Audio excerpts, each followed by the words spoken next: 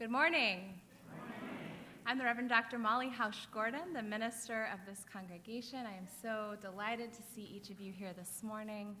I am a white woman in the very last month of her 30s, with red hair that's very long on one side and very, very short on the other. I'm wearing a black dress today and a stole that has a white background with a stained glass style vine and grape print on it.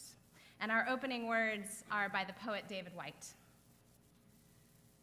Sometimes, if you move carefully through the forest, breathing like the old ones in the old stories who could cross a shimmering bed of dry leaves without a sound, you come to a place whose only task is to trouble you with tiny but frightening requests, conceived out of nowhere, but in this place beginning to lead everywhere.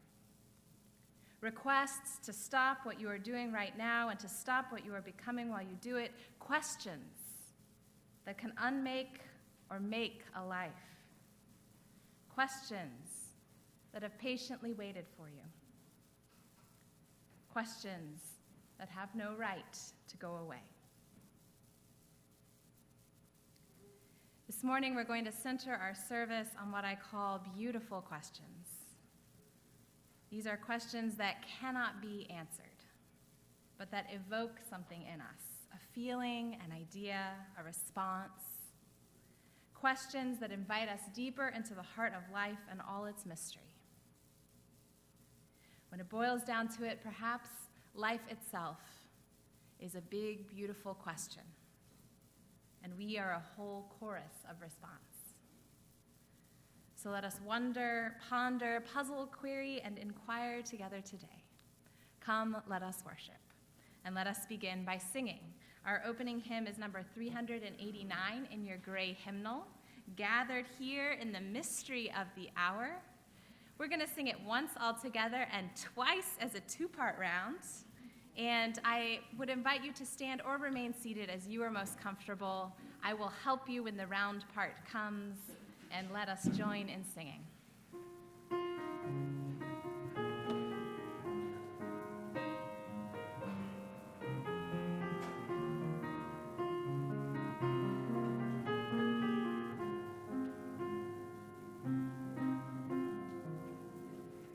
Gathered here in the mystery of the hour, gathered here in one strong body, gathered here in the struggle and the path, Spirit draw near. We're going to start west side. Gathered here in the mystery of the hour, gathered here in the mystery of the hour, gathered here in one strong body, Spirit draw near. Gathered here in the mystery of the hour, gathered here in the mystery of the hour, gathered here in one strong body, Spirit draw near. Spirit draw near.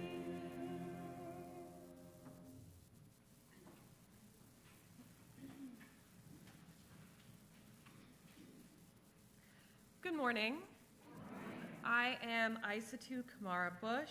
I am a brown-skinned woman with dark hair that are long dreads that start dark on the top and then fade to blonde at the tips.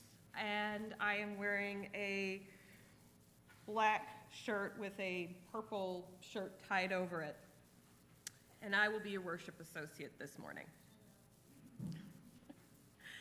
As we light our chalice, symbol of our faith in the cup of community and the flame of spirit, will you please join me in the words of affirmation printed in your order of service? Love is the spirit of this church, and service is its law. This is our great covenant, to dwell together in peace, to seek the truth in love, and to help one another.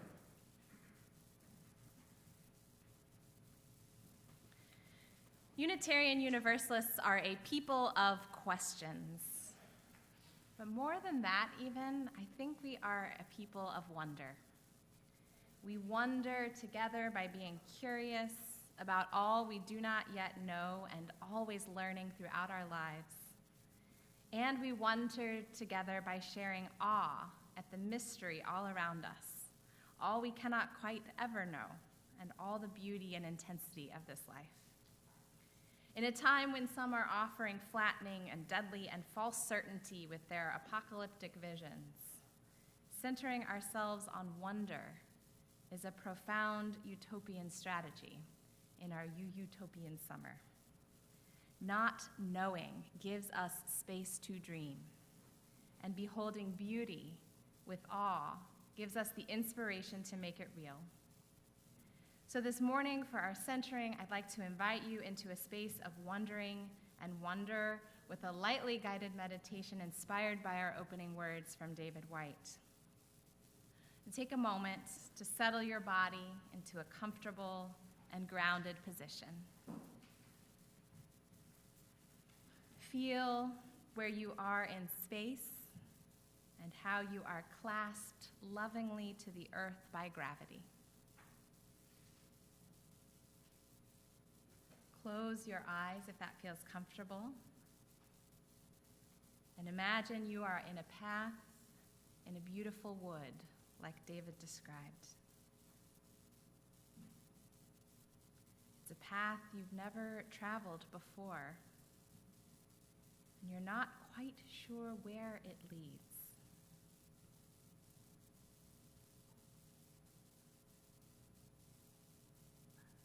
Take in your surroundings. The rustling of the trees, the breeze that rustles you a little too.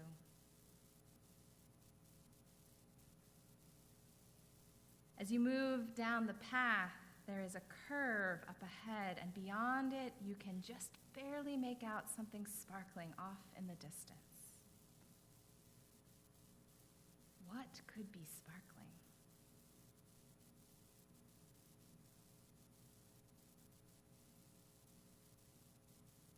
As you breathe in the fresh air, you notice an herbaceous scent that you faintly recognize. Where have you smelled that before?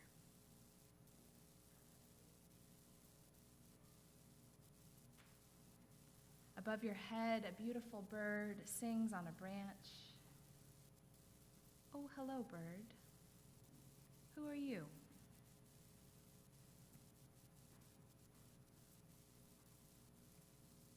The sun filters down through the leaves. And you reach the place whose only task is to trouble you with questions.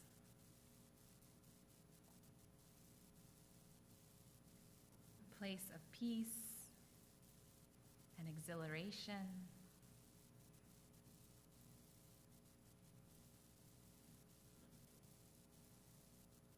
You have journeyed a path of wonder. Now feel the questions that crowd your senses in this place of beauty and not knowing. Feel the wonder that bubbles up in your heart in this moment of mystery.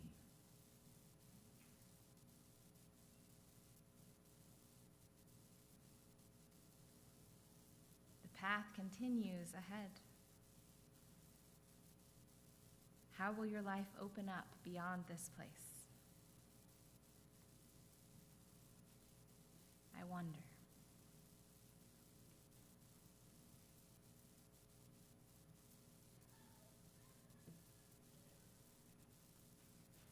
Our hymn of response is Singing with You is My Prayer. It's one we sing quite often, and if you haven't heard it before, you'll, I think, pick it up after the first time around. The words are in your order of service. Let's remain seated in the spirit of contemplation. Singing, singing with you is my prayer.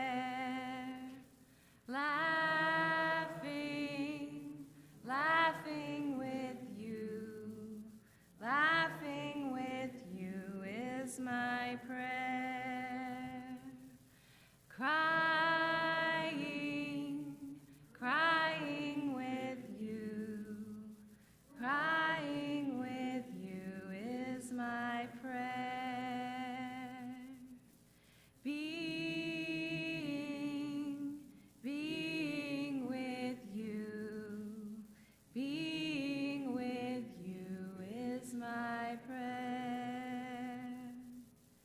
Wandering, wandering with you, wandering with you is my prayer. Singing, singing with you, singing with you is my prayer. Thank you. This morning, I am so excited for the opportunity to share with you from my Doctor of Ministry work.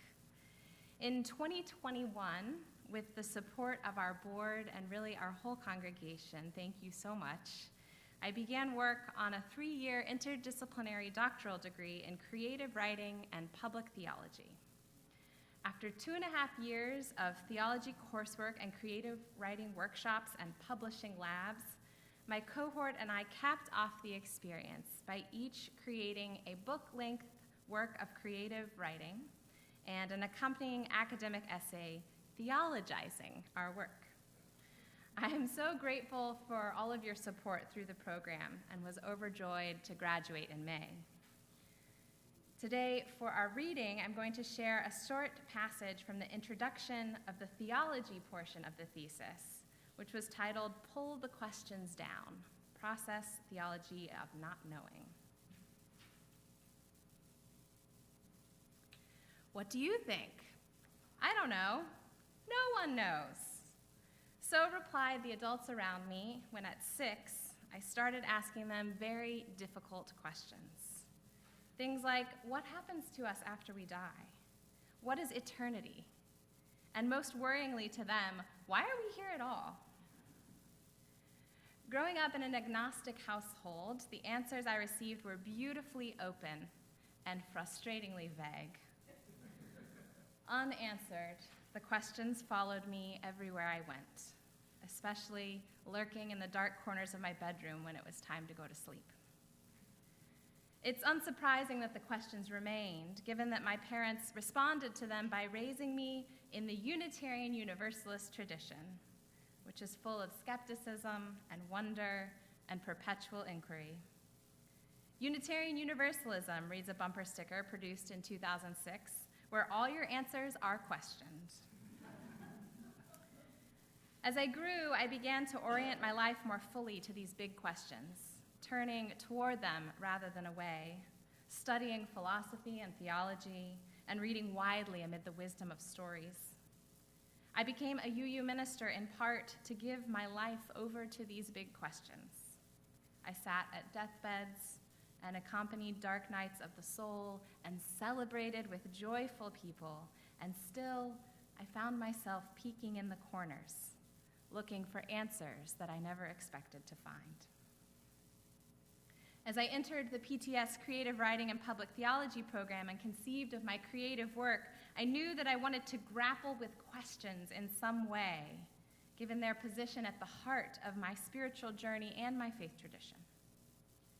From the inspiration of exercises given to us by the poet and essayist Ross Gay, I had the notion of creating lyrical, intentionally unanswerable questions that would invite me into reflection on the big meaning-making inquiries that have haunted me since my childhood. Yes, they have haunted me. I realized as I began work on this project that turning my life toward these questions had often centered fear as much as fascination. Big existential questions are genuinely difficult for humans. Why are we here? We don't know for sure. And not knowing can be beautiful, and it can be anxious. The only balm to the fear part I have found is the rootedness of earthly material beauty. The way the light glimmers on the water, the smell of my child's hair, the taste of a peach on exactly the right day of August, and the words we find to bring that beauty down onto the page. These are reason enough to be here. Enter the beautiful question. If big questions are frightening in their abstraction, perhaps we can turn them beautiful by pulling them back down into the particular. If big questions send us spinning into intellectual reverie, perhaps beautiful questions can tug us back into our bodies and their fleshy experience of the world. The poet Rilke, in his letter to a young poet, invited us to love the questions themselves, like locked rooms and like books that are now written in a very foreign tongue. Live the questions now, he writes. In this creative work, I have taken his invitation seriously. To write into mystery is to set up a park bench by the dark and inscrutable vastness and invite any reader who wishes to sit with me there, accompanied, perhaps held even, but also unrestrained. There are so few places like that these days, where we can peer into the deep together without coercion, but with mutual care. This, I believe, is essential work for today's public theologian. While remaining dedicated to that freedom from coercion, I hope the emotional experience prompted by my work is persuasive. I hope those who read it will be inspired to pursue more beautiful questions, will let go of their striving for certainty, and join us on the mystery. I hope this because I explicitly wish to weaken the authoritarian certitudes of empire, to fluff up that which has been flattened, to redirect our attention away from those more deadening truth claims back to enlivening beauty and inspired care. I hope this because I think we will be saved in part by wonder. That is, by our curiosity, our care, and our awareness of preciousness amid precarity that emerges when everything is a mystery. Rooting in beauty and playing with words is the way I have found to stay on the ground amid all the questions that threaten to pull me up into the clouds. So let's stay here a while, clasped to the earth, living the questions together.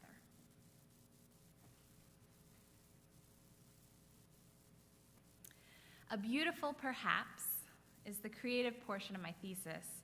It's a book-length collection of questions, which I call beautiful questions, each accompanied by a short essay that responds in some way but never, ever answers the question. I'll read several pieces for you now, including the opening essay, the titular essay, the closing essay, and a couple of others. How soft is the air that enfolds you? The hushed voices of adults discussing nothing in particular wafts over me from the next room.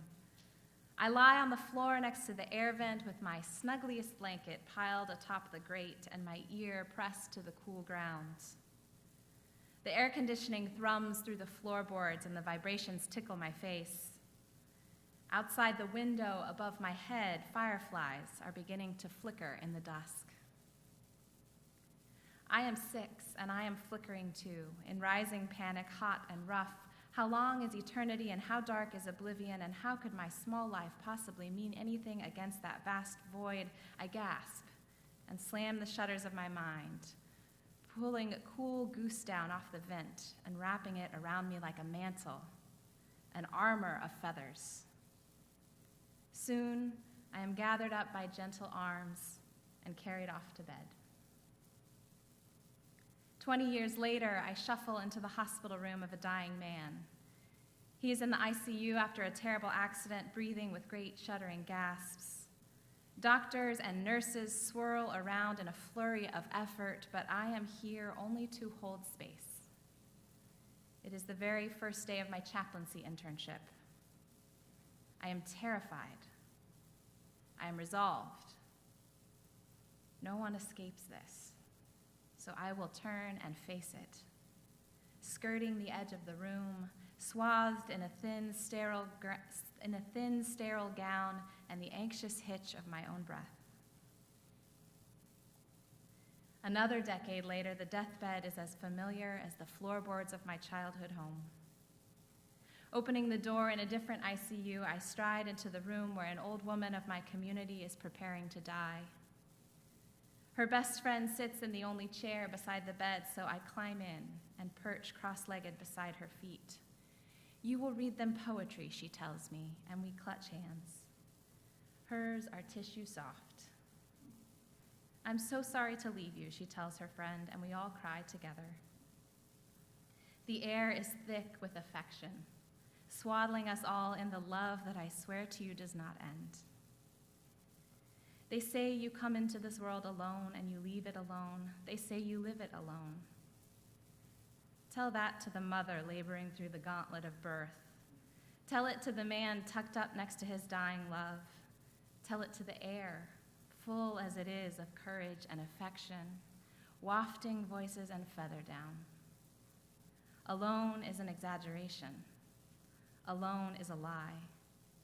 We are compassed about. We are carried.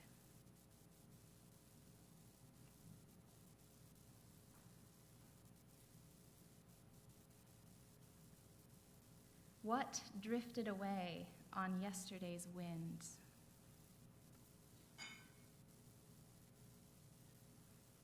I never wanted to get a tattoo until my brother almost died. I'd always been afraid of the pain of the needles, always worried I'd regret the design as soon as it became permanent. Now I found I wanted to be marked enduringly. Sometimes the pain of grief is what remains, the only thing that can stay, all the body is allowed to keep of love. Sometimes the ache deserves to be preserved. But I am nothing if not cautious, and this grief was attenuated. My brother still lives, thank God. So I commissioned a custom temporary tattoo. It arrived embedded in white peel-away paper, covered in thin plastic like every party favor from second grade. Looping script in navy blue quoting Ovid, "Everything changes, nothing is lost." I stripped away the plastic and laid a phrase over each collarbone like a blessing, like a mantle, like a warning. Most loss never makes any sense at all, and I don't really want things to change. Still, I can chant a list of transubstantiations in my life from heart. The first law of thermodynamics wrestled down into a benediction. Everything changes, nothing is lost. My grandmother died. She haunts me now. Family secrets loosened. My last child weaned. That letdown tingle persists. This book was born. My brother got late-stage cancer. Banish it, kill it, trade anything for it to go. Every moment with him sparkles.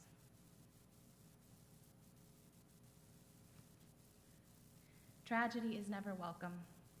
Doors and windows all slam shut at once. Clouds are not limbed silver. We know too much about them now we've taken to the skies. Still, nothing is lost. After 2 weeks, my tattoos began to peel away in bits. Very thing changed, a thing lost. Thing change, thing los. I could almost hear Ovid laughing. Yes, it's just like that. Are the dandelions ever satisfied? I want to take off my body, she tells me one day. She is 3 and covered in mosquito bites, wriggling itchy across the couch. You can't, I tell her. It's yours for your whole life. It's the way you get to touch the world. Well, I'll take it off when I'm dead, she retorts. And what can I say to that? Mildly, I guess you will. In truth, I can't imagine it. What is there once flesh is stripped away? Once bone is ground fine with ash? What is inside us that is not already earth? This weekend, my children carved jack-o'-lanterns and were thrilled by the pumpkin guts. They scooped them out barehanded, delighted to be covered in slime and seeds. Painstakingly, they plucked seed after seed from goopy piles and one by one carried them to the yard. They poked their fingers into the wet ground, planting dozens of seeds, some of which I'm sure will emerge next summer, vining lustrous across the lawn. I didn't stop them. I can rarely bring myself to halt the onward march of new life, even though new life is often invasive, even though it chokes out other life sometimes. There is assurance in the creeping pumpkin vine. The potential waits too inside my own fragile flesh. There is life inside me, stretching beyond my own numbered days. And this is not a story about bearing or birthing children who will also die, but about the nitrogen in my cells that will feed the soil and other cells and soil again, that will become the light of distant stars long after this planet has gone cold. When I crawl out of my skin and sink down into the ground, I want to believe that something shining and inexorable has been planted from my bones.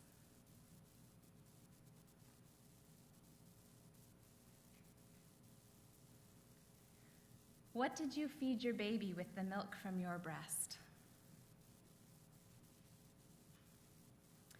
Tell me a joke about poop, my youngest child commands, and I will love you your whole life.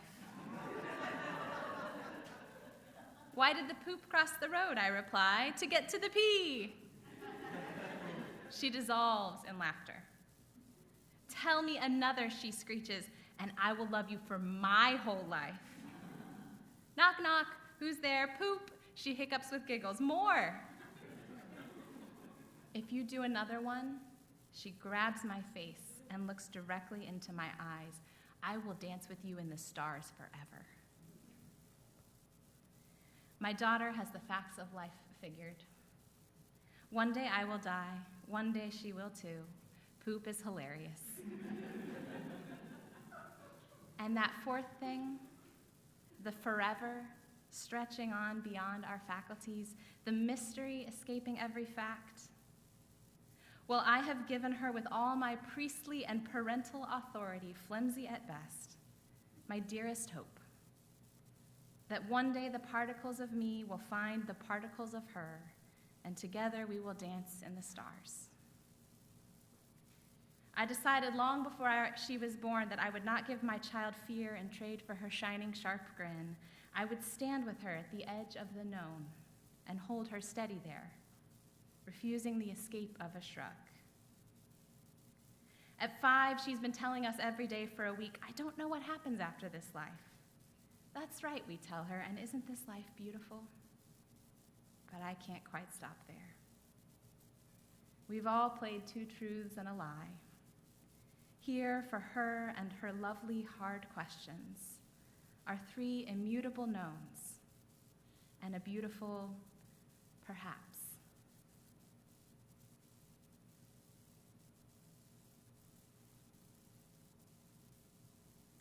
Is light the way the sun loves the earth?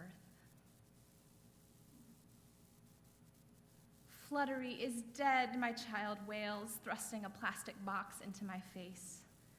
The small white moth had survived in the box for a few hours before its airless surroundings closed in.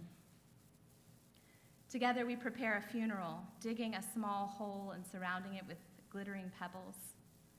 My younger child plays a small set of bagpipes brought to her from a grandparent's trip to Scotland.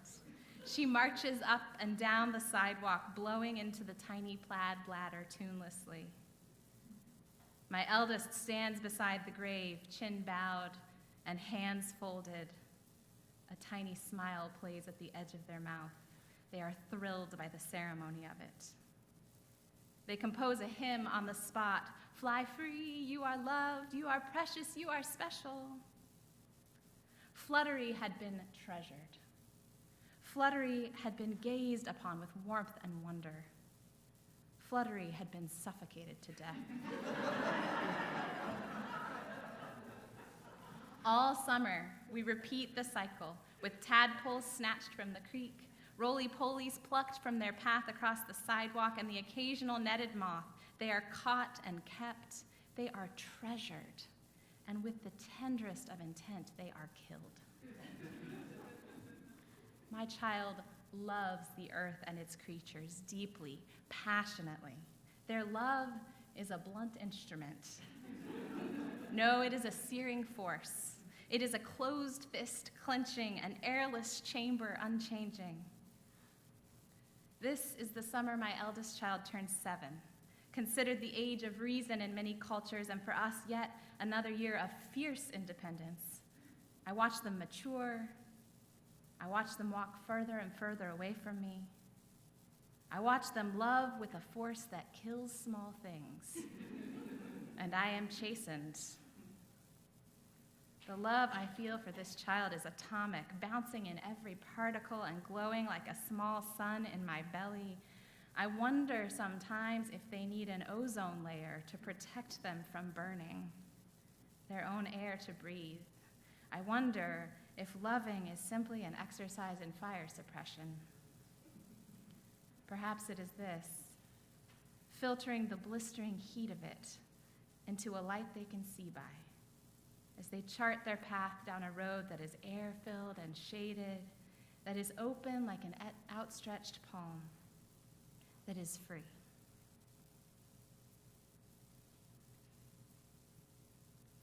Are we each a vast planet to the microorganisms? Is contagion to them like space travel? How many climates does my body create? Have the skin mites ever met the gut bacteria? Have they formed tribes? Which of them traveled the farthest? And what did they leave behind? Have they managed to avoid nation states and the violence of borders?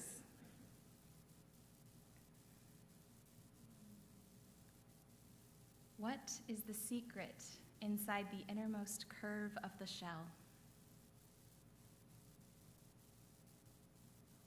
We are walking in a wilderness area next to a golf course. Strange border, that one, but what border isn't? When my daughter stops suddenly, she crouches down to the ground while the rest of us continue on at the pace of our snuffling dog. "Look," she shouts, and we all turn around, startled to see her 100 yards back. "I found a heart rock," she yells, running to catch up, her hand clutched tight. She pushes it to my face and uncurls her finger. "See?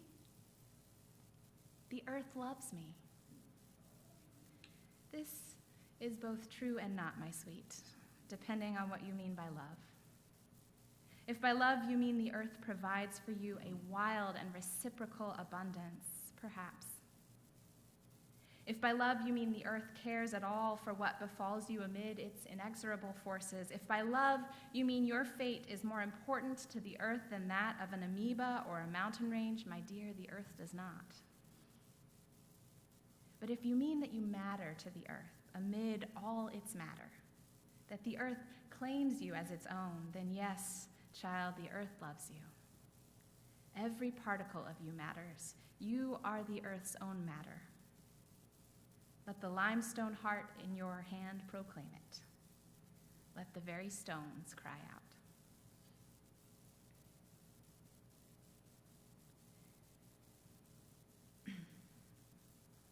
What song did the last dusky sparrow sing? The final time I nursed my daughter, I didn't know it would be the last. We'd both been sick with a stomach flu, and I got dehydrated. My supply dropped. She was more into solids and sippy cups anyhow, and then she was done. It was an end I only recognized in retrospect. The last time I saw my grandmother, I didn't know that she would die 2 months later, folded over in her easy chair. A nap turned eternal. And when a friend and I stopped calling so often and then stopped calling at all, it was only months later that I looked up and wondered where our connection had gone. We rarely understand that we are witnessing the last.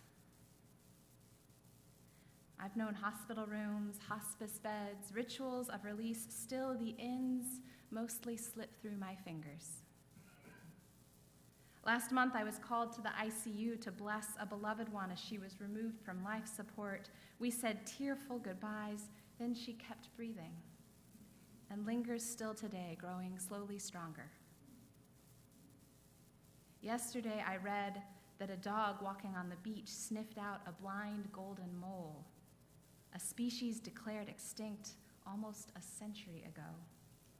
And I am thrilled to be reminded how often endings elude us. They arrive before we notice them coming. We think they've already happened and they prove us wrong again. Maybe we should mark time some other way. Show me what is changing, what is stretching, what is unknown.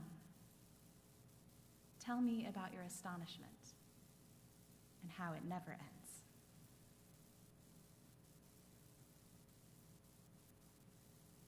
And that's all I'm going to share with you today. Thank you.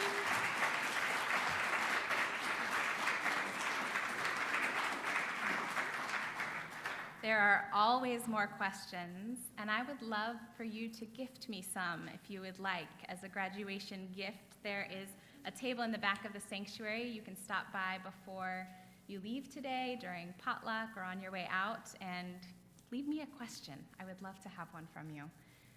This project of beautiful questions has been so rich, and I hope to keep up with it. So as there are more questions always somewhere, as there is more astonishment always somewhere, so there is more love, hope, peace, and joy somewhere. So let's sing about it. Hymn number 95 in your gray hymnal. I invite you to rise or remain seated as you're most comfortable in body or in spirit.